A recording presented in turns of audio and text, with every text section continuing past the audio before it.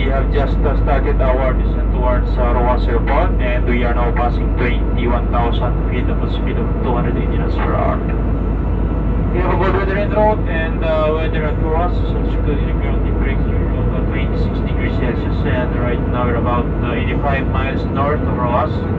Traffic permitting, our estimate time of arrival will be at 5:40 this morning. Time now is 5:20. In the meantime, just sit back,